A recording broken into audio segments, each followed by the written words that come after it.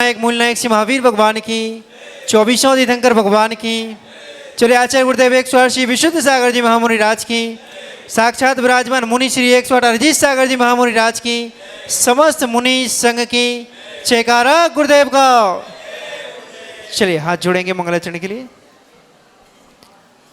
मंगलम भगवान वीरो मंगलम गौतमो गणे मंगलम कुंद कुंधाद्यो चैन धर्मोस्तु मंगलम सर्वमंगल मंगल्यम सर्वकल्याणकारकम प्रधानम सर्वधर्माणां चैनं चेतो शासनम चैनं चेतो शासनम चैनं चेतो शासनम। शिवरे देवाय देव गजाट मूल नायक श्री महावीर भगवान की। शिवरे मुनि श्री 108 अरिजीत सागर जी महामुनि राज की। समस्त मुनि संघ की जयकारा गुरुदेव का। चलिए सभी लोग खड़े हो जाएंगे और पूज्य गुरुदेव के समक्ष निवेदन करते हैं। हे गुरुदेव, आप अपने अमृतमयी पावनमयी तेजोमयी वाणी से हम सबको अमृतमयी वाणी का रसपान कराकर कृतार्थ कीजिए। नमोस्तु गुरुदेव, नमोस्तु गुरुदेव, नमोस्तु गुरुदेव। नमः सिद्धेभ्यः।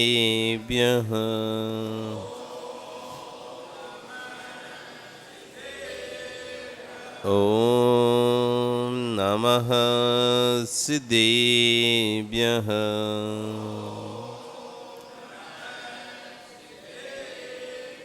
ॐ नमः सिद्धेभ्यः।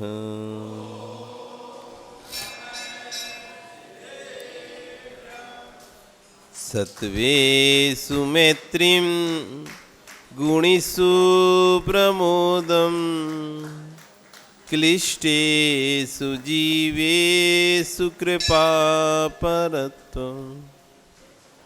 माध्यस्थभावं विपरीतवृत्तौ सदा ममात्मः विदधातु देव सदा ममात्मः विदधातु देव सदा ममात्मः विदधातु देव।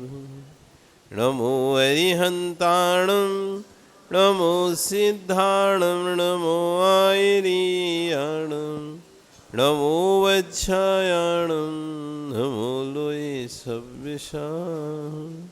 बोलिए अनंत अनंत से परमेष्ठी भगवान की, आदिरम आदिनाथ भगवान की, वर्तमान शासन महावीर भगवान की, आचार्य श्री 108 अमित गति स्वामी महाराज की, आचार्य गुरु शिक्षक विशुद्ध सागर जी महाराज की, अहिंसा में विश्व धर्म। जय बोलिए मुनि श्री 108 अरिजीत सागर जी महामुनि राज की। समस्त मुनि संघ की जयकारा गुरुदेव का। आवाज से ओम। बंधु, वर्तमान शासन एक वर्धमान स्वामी के शासन में तीर्थंकर प्रभु की चरण विश्राम में बैठकर हम सभी यहाँ पर जिन देशना का श्रवण कर रहे हैं। आचार्य भगवान अमित गति स्वामी महाराज भावना द्वात्रिंशतिका ग्रंथ में जहाँ परम तत्व की व्याख्या कर रहे हैं, तो वहीं आचार्य भगवान विशुद्ध सागर जी महाराज उस पर अपना व्याख्यान देते हुए कह रहे हैं, दृष्टि बदलने की आवश्यकता है, वस्तु बदलने की कोई आवश्यकता नहीं है। वस्तु वही होती है, सिर्फ दृष्टि बदलती है। वस्तु कभी नहीं बदली है, ना कभी वस्तु बदलेगी। जब भी बदली है तो दृष्टि ही बदली है। जब भी बदली है तो दृष्टि ही बदली है। एक सेठ कन्या मेले में घूम रही थी। तभी एक मंत्री का पुत्र उसे देखता है और उसको देखने पर उससे मोहित हो जाता है। जो सेठ कन्या थी वो जैन कुल में जन्मी हुई थी। मंत्री पुत्र मोहित हो जाता है और जब घर पहुंचता है तो उसकी हालत जो है, पिता ना भोजन कर रहा, ना किसी से बोल रहा, ना कुछ सुन रहा, बस गुमसुम गुमसुम। पिता कई बार पूछता है क्या हो गया इसे अचानक, कुछ उत्तर नहीं दे रहा। उसके मित्रों से पूछवाया जाता है, तब मित्र बताते हैं इसने कन्या को जब से देखा है तब से इसकी ये हालत हो गई। पिता पूछते कौन सी कन्या? अमुक सेठ की पुत्री है, अमुक सेठ की पुत्री है। ओहो, वो सेठ तो जैन धर्मानुलंबी है, वो तो अपनी कन्या नहीं देगा, वो तो किसी भी कीमत पर कन्या नहीं देगा, उसको तो बलात् ही लेनी पड़ेगी कन्या, प्रेशर से लेना पड़ेगा, दबाव से लेना पड़ेगा। इसको समझाता है पहले पुत्र को, बहुत कन्याएं एक से बढ़ के एक सुंदर मिलेगी, तुम छोड़ो उससे, वो नहीं देगा अपनी कन्या, विधर्मी को नहीं देगा वो। पर पुत्र तो हट, चाहिए तो वही चाहिए। अब कोई और उसे दिखाई नहीं दे रहा, वही दिखाई दे रही है उसे। मंत्री अनेक उपाय से उस सेठ को अपनी खबर पहुंचाता, लेकिन सेठ तो स्पष्ट मना कर देता है कि मैं तो अपनी कन्या जैन कुल में ही दूंगा। तब मंत्री युक्ति लगाता है और राजा को इस तरह से समझाता है कि राजा उस सेठ को बुलाता है, वो कहता है तुम्हें अपनी कन्या की शादी मंत्री के पुत्र से करनी होगी, ये राज आज्ञा समझो अच्छे से, और नहीं करा तो तुम्हारा धन भी हड़प लिया जाएगा और तुमको सजा भी दी जाए। अब क्या करे सेठ? जब ये बात कन्या को पता चलती है, ये बात कन्या को पता चलती है तो पिता से कहती है आप चिंता नहीं करो, आप चिंता नहीं करो, 7 दिन का समय मांग लो आप बस। कितने दिन का? 7 दिन का समय। 7 दिन बाद आप उनको बुलाओ, बोलना कन्या ले जाओ। 7 दिन में क्या होगा? आप निश्चिंत रहो, 7 दिन का समय समय दे दिया जाता है, 7 दिन का।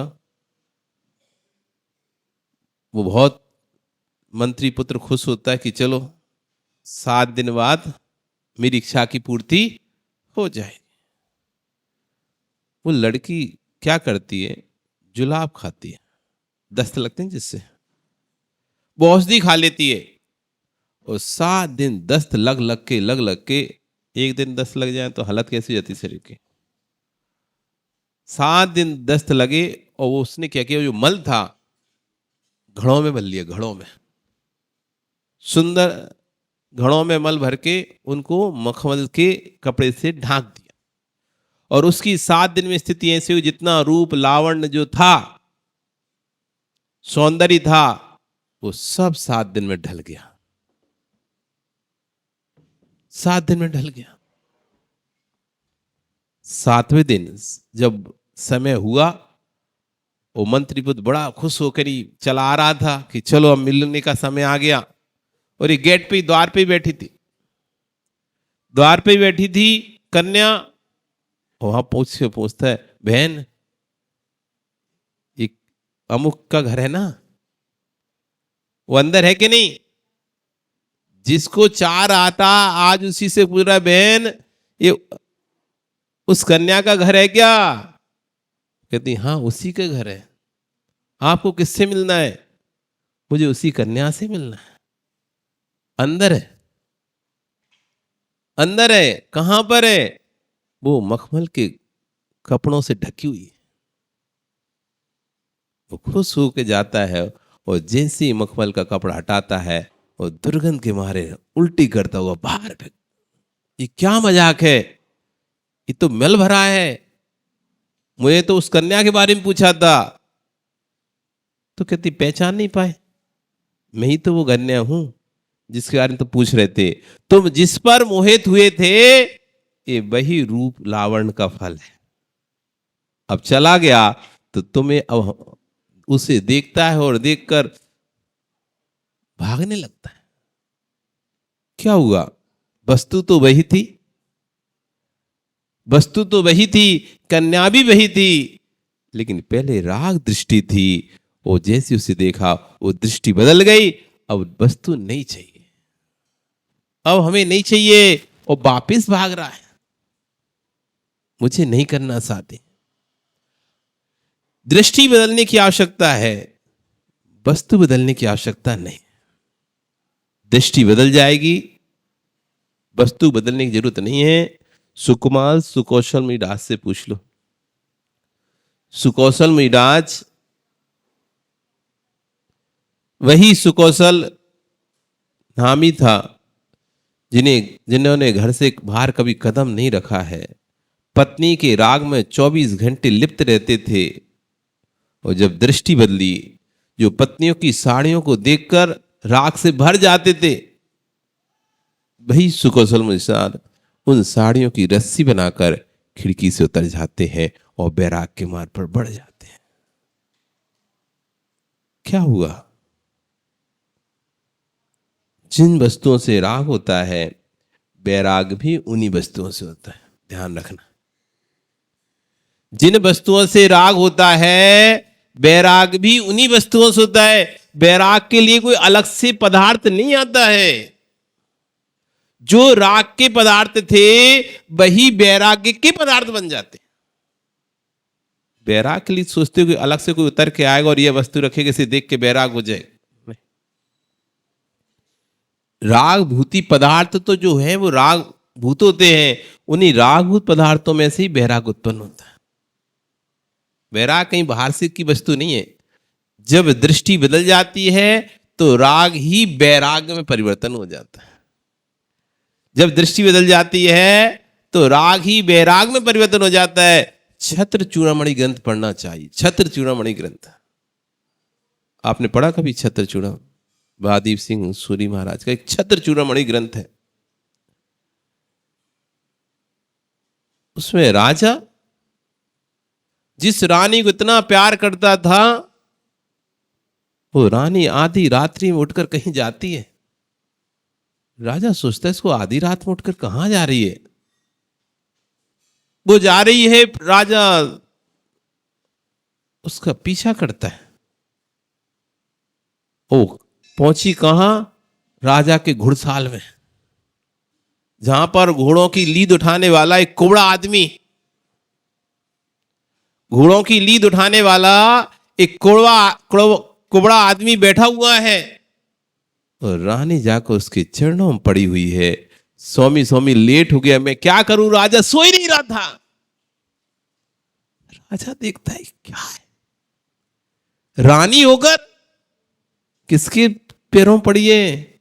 वो घोड़ों की लीद उठाने वाले कुबड़े के पैरों में पड़ी है। और कुबड़ा लात मार के कह रहा है, हट, इतनी लेट कर दिया तूने, मैं कब से इंतजार कर रहा हूं। और रानी, ओ राजा देख रहा है, इतने बड़े राज की रानी होकर, हे काम तुझे धिक्कार है, कुबड़े के पैरों के नीचे पड़ी। राजा को देखकर तो पहले तो एक विषय आता कि नहीं अभी इनका सर कलम कर दूं, पर सोचता है कि स्त्री पर, निर्बल पर क्षत्रियों का कभी भी अपना बल नहीं दिखाना चाहिए। जो क्षत्रिय है वो कभी निर्बल पर और स्त्री पर अपना बल नहीं दिखाता। उसने कहीं नहीं, काय लोग का काम है। इसलिए भैया कितना भी कुछ हो जाए, कभी स्त्री पर हाथ नहीं उठाना। घर में लड़ाई भी होती हो, लड़ाई भी हो जाए तो कभी हाथ नहीं उठाना। एक कायरों का काम है हाथ उठाने का। क्षत्रिय का काम स्त्रियों पर हाथ उठाने का नहीं। पहले के युद्धों में राजाओं के युद्ध होते थे, मारा काटी सब होती थी, लेकिन स्त्रियों पर हाथ नहीं उठाते थे। स्त्रियों पर युद्ध नहीं करते थे। उनको निर्बल, जो युद्ध के लिए तैयार हैं, उनसे युद्ध होता था। जो क्षत्रिय धर्म से युद्ध करते थे लेकिन अस्त्र शस्त्र विहीन स्त्री पर अस्त्र शस्त्र नहीं चलाए जाते थे। जब पुरुषों पर नहीं चलाए जाते थे, सब युद्ध में जब जो पुरुष शस्त्र डाल देते थे उन पुरुषों का भी घात नहीं किया जाता। तो जो वीर पुरुष होते उसका नहीं, मारूंगा तो नहीं, ठीक है, अब कुछ करता हूं तो भी दिक्कत है, क्योंकि इज्जत तो जाएगी ना। तो अपने आप ही उससे स्वतायु से बैराग हो जाता है। मैं प्रातः काल उठूंगा और सब व्यवस्था करके निकल जाऊंगा। अब मुझे इस महल में नहीं रहना है, बैराग हो गया। जिस स्त्री के बिना रह नहीं पाता था राजा, जिस स्त्री के बिना राजा नहीं पाता था एक क्षण एक पल भी, आज वो उसे मुंह मुड़कर उस साइड सो रहा है और सुबह उठकर निकलने की बात कर रहा है। क्या हुआ? क्या बदला? क्या हुआ? क्या बदला? दृष्टि बदल गई। जो राग के कारण दिख रहे थे वही वैराग्य के कारण बन गए। हे भरत, चक्र रतन का राग था। हे भरत, चक्र रतन का राग था तो भाई से युद्ध कर लिया। चक्र रतन का राग था तो भाई पर चक्र चला दिया।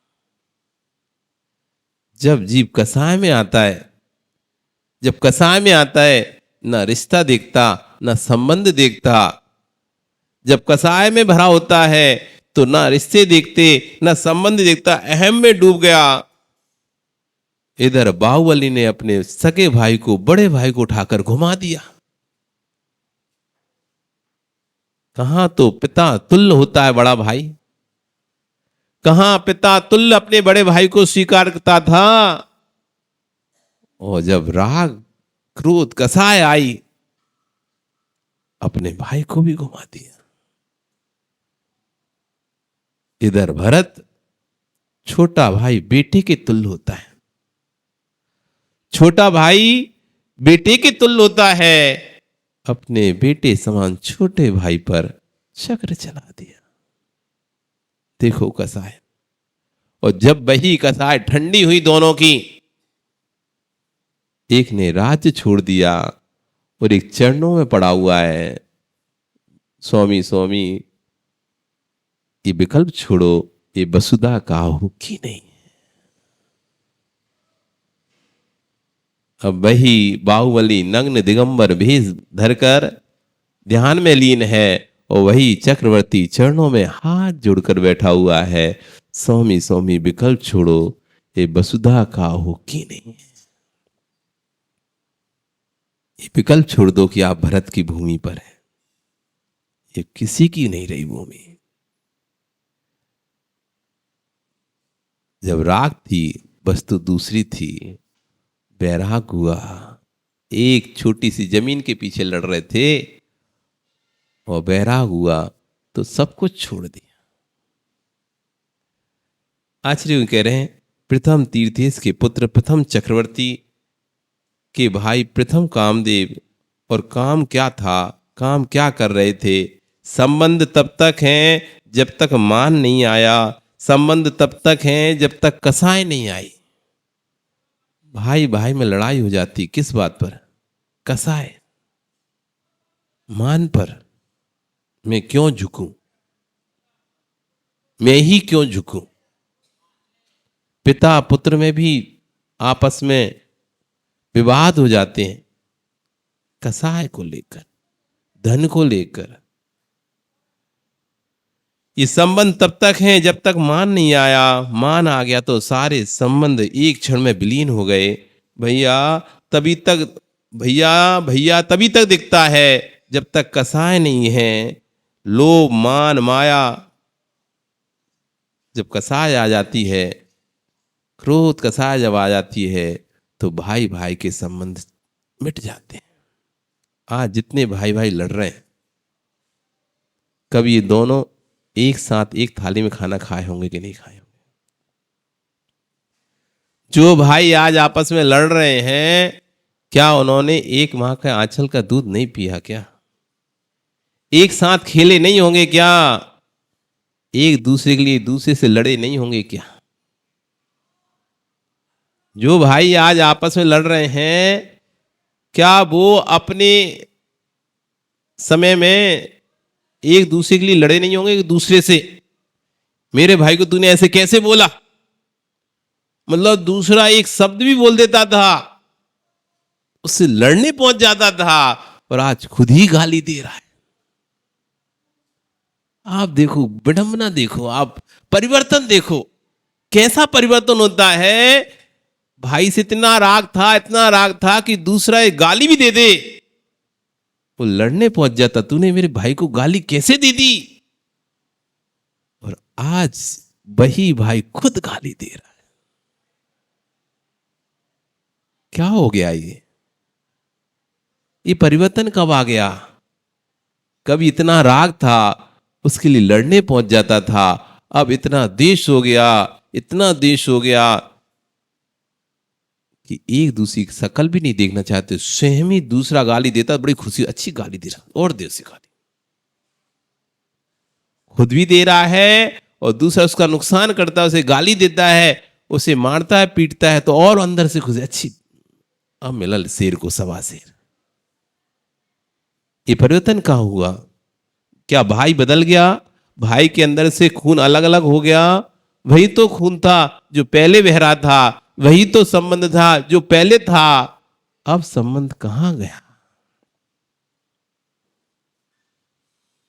जो बहनें एक साथ थी और वही जब शादी हो जाती है तो देखो कैसे एक दूसरे के प्रति भाव बदल जाते हैं।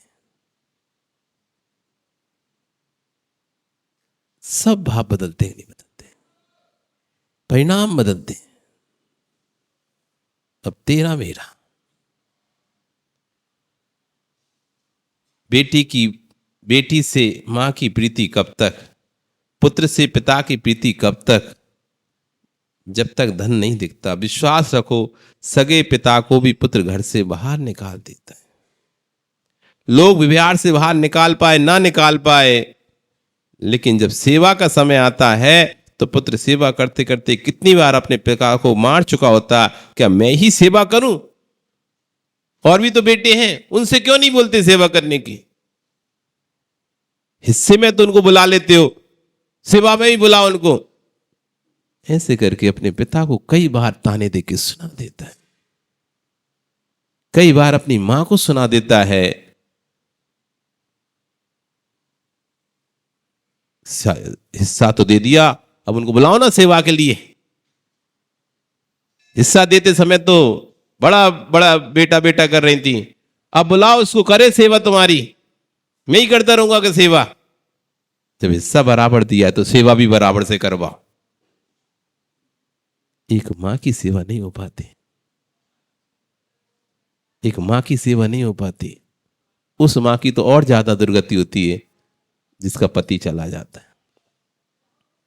पति रहता तो फिर भी वो सारी बातें पिता को सुनने मिलती हैं, मां को सुनने नहीं मिलती। मां को सुनने नहीं मिलती, पिता को सुनने मिलती है। और दो हिस्सा और करो, बहू से अलग, बेटे से अलग। वो बहू बेटे से सुनने मिले तो ठीक है, बहू बेटी के मायके, बेटे के ससुराल वालों से भी सुनने मिलती है। जिनको कोई मतलब नहीं है ना, वो लोग भी सुना के जाते हैं। फिर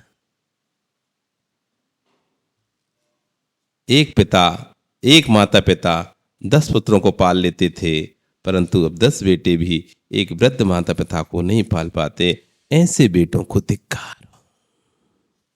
जब 9 माह की पीड़ा झेल रही थी मां, उस समय ये नहीं सोच रही होगी कि बेटा तुम जन्म लेकर मुझे ऐसे घर से बाहर निकालोगे।